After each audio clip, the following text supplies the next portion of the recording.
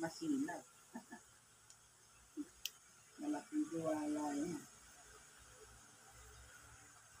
Eh, mayaman na pala si Lenny. Dalawa na pala grocery yan eh.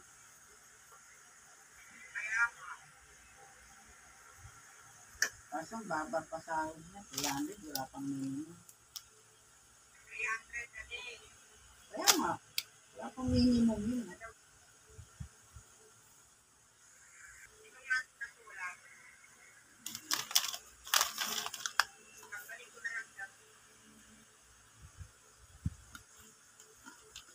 Sana all dami na ipon.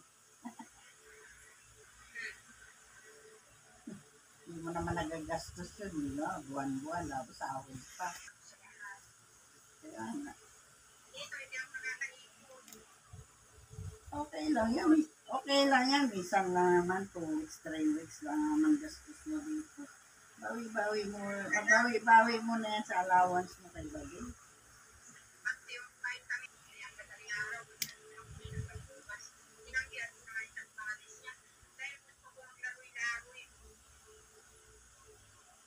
Maglaro-laro ka. Ano yung mga salapi mo? Boring naman ng life.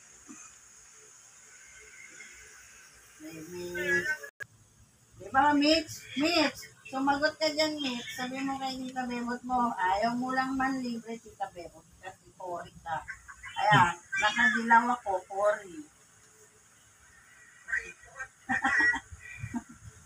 Diba, Mitch?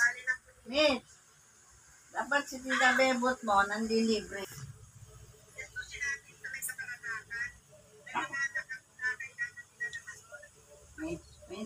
Minsan lang mag-happy-happy. Minsan lang mag-happy-happy. Yan mo yung mga anak mo, may asawa yun. Minsan lang mag-happy.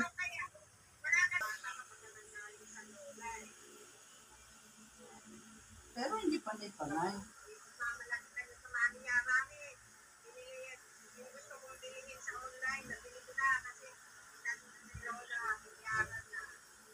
Sige na. Sarado na usapan na yun para ng libre.